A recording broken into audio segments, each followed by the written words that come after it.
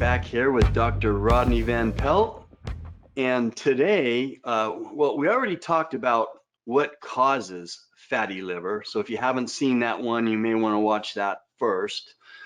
But today, I want to talk about, is it possible to reverse fatty liver? Because in the last interview, you said your doctor said there's nothing you can do about it. You know, you're stuck with it. And another doctor said, well, everyone has it. Like it's just no big deal. So we'll pick it up there. Welcome, Dr. Rodney. Thanks for being here. Good morning, Steve. I love being with you. Okay, so let me ask you straight up, can fatty liver be reversed? So is it possible when the fat builds up in the liver, which is not good and can lead to all kinds of bad things, but can we get the fat out of our liver? Can we reverse fatty liver? Maybe just with diet, or maybe you have some supplement suggestions or something. So question to you is, can fatty liver be reversed? Yeah, thank you. I love the question. As I said in our last interview, I had fatty liver disease. Okay, notice I used the past tense there. Okay, so you get the clue. I'm telling you already, can fatty liver disease be reversed? Absolutely, because I had it. Past tense. I was diagnosed with it and I had it, but I do not have it anymore. And I took care of it. I don't know exactly how long it took for the fatty liver to go away. Okay, I know that it was just about 1 year from when I was diagnosed to when I had a liver ultrasound to confirm whether the fatty liver disease had progressed, remained the same, or regressed, that is, gone away. You know, whether it had stayed the same, gotten better, or gotten worse. And so there's about a year in between there. And I can tell you, when I had a repeat, it wasn't really a repeat ultrasound, it was a repeat imaging study. Okay, it was gone. The technician who did that study, she said, I can't tell you the results, but Now we say that. but keep up what you're doing. Okay, that's what she said. Now, of course, I saw the results later. Right, there is no evidence of fatty liver disease in my liver 1 year later. Okay, it was gone from diffuse hepatic steatosis on an abdominal CT scan to no evidence of fatty liver disease, none. A completely normal liver ultrasound in 1 year later. And what did I do in between? And so I did take some specific steps, okay, in between. And what was happening before, I was nearly a vegan before that. I ate lots of, vegetables, whole grains.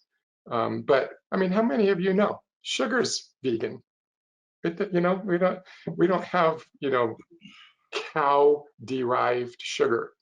It comes from, beets and corn and sugar cane.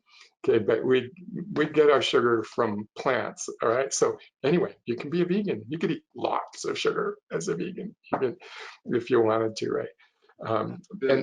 But I ate quite a bit of grains. Rice, tortillas, beans have a surprisingly high amount of carbohydrates in them, and of course wheat. Wheat is in everything. Oh my gosh. And other grains too, right? It's not just wheat, but oats, it's in bread, cereal, it's everywhere. Like I eat granola. I thought I'm being healthy. I'm just, see, I'm mentioning veganism. I'm not a vegan now, I want you to know. And I guess I could say it. I don't really think it's the healthiest approach, but in any case, that's not the debate here. But I wasn't healthy with it, and I'm not a vegan now. But I was eating a high amount of carbs and some sugar too, like not not a little sugar. This is the time. This is maybe telling you too much about my personal life, but there was a time when when my wife and I were seeing a counselor for our marriage, and and I was saying, well, we're eating ice cream every night, you know, we're having a bowl of ice cream, and she said, well, that's fine as long as you're not like, you know, burying your feelings, you know, eating your feelings with this ice cream. And I'm like, oh, we're totally burying our feelings with the ice cream. That's totally what we're doing with it. And you know, I'm just saying that because there's a lot of reasons where we can wind up with excessive, you know, sugar consumption, excessive carbohydrates, and some of it can be emotional eating. You know, by the way, we solved our problems, and you know, and we're doing great. Just to give you that piece of the story too. But so just so you know, heading into this, I was eating a lot of carbs, and so when I researched and I found out, oh my goodness, carbohydrates are causing this. And although my doctor had told me, there's nothing you can do except don't drink alcohol, which I already didn't do. And so I began to take a close look at what foods had carbohydrates in them and what didn't. And so I eliminated all grains. I didn't eat any rice, barley, wheat, corn. The definition of a grain is the seed of a grass. That's what grains are, the seeds of grasses. Some things that we associate with grains that aren't, like buckwheat is not a grain, neither is millet. It's quinoa is not a grain. It's a fascinating thing, actually, that there's a few that aren't. But anyway, I eliminated all grains and began, and sugar, okay? And I didn't eliminate carbohydrate. We don't need to, but I lowered it dramatically. I mean, huge, until I was eating 45 grams of carbohydrate a day. That's No low. more. So It's you low. eliminated grains and sugar. Was that the first step to reversing this? Yes, Okay. that, that was my, Grains gone, which you described, and sugar gone. And yeah, carbohydrates, was that net carbs or total carbs, 45? net carbs. Yep, Okay, which is total carbohydrates minus fiber. And right. those are separately on nutrition labels if you're eating something that has nutrition labels on it. Right. So for those of you who don't know the difference between total carbs and net carbs, your total carbs is all your carbohydrates, including fiber. Your net carbs are your total carbohydrates minus the fiber that is in those carbohydrates. That number will be your net carbs, and under 50 is a pretty low number. Yeah. So, okay, go ahead, Yep. Doc. Well, you got to pay close attention to do that. At the same time, I increased healthy fats. Okay. Wow. And many people don't know what healthy fats are, even really. They're like, I was talking to a friend once about fats and said, well, you know, we've kind of been brainwashed by, you know, the government food guidelines and recommendations. And this friend said, well, I don't even listen to those. I don't pay any attention to them. I don't, you know, I don't follow that. And and so he was saying he knew what healthy fats were and what healthy fats weren't. And I said, really? Is canola oil good for you or bad for you? Okay, That's horrible. It's it poison. is. It is. But he was stumped immediately. Okay. But Um, I think I saw a commercial that said it's really good for you, so I'm confused.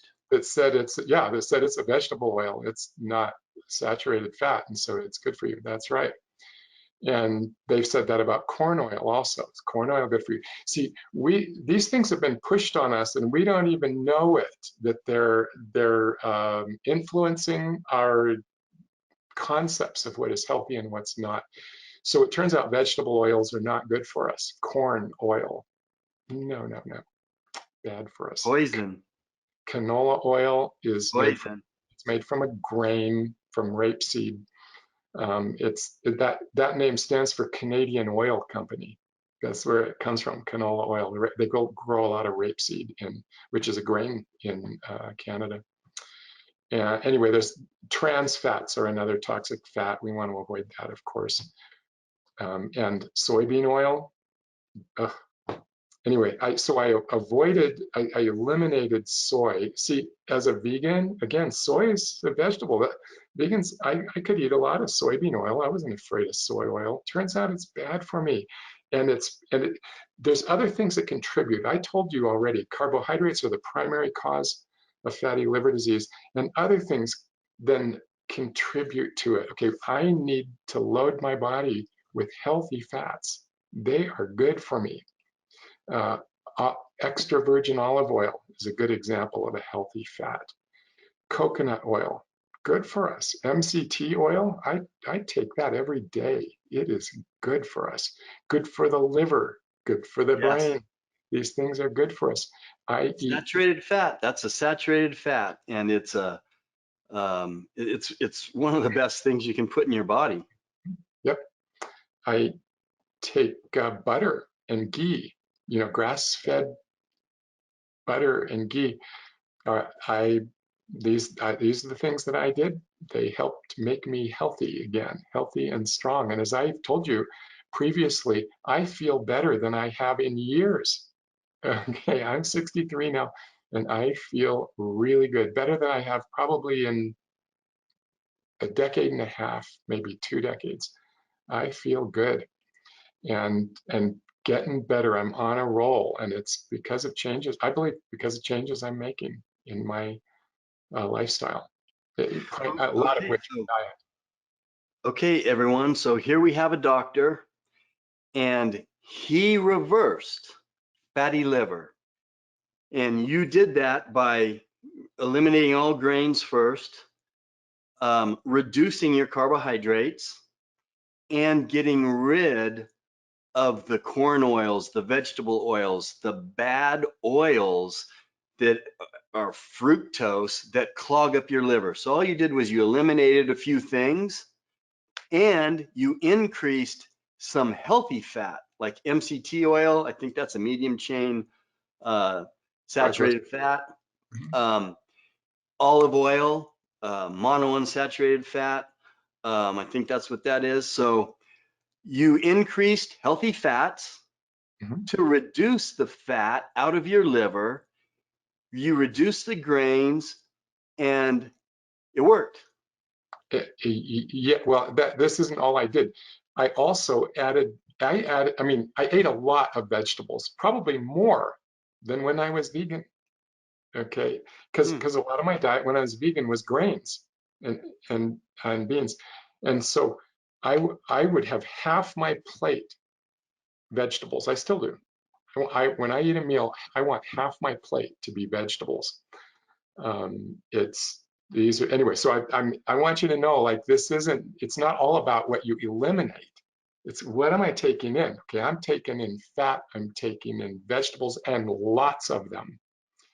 Uh, Broccoli, cauliflower, onions, Brussels sprouts, mushrooms, garlic.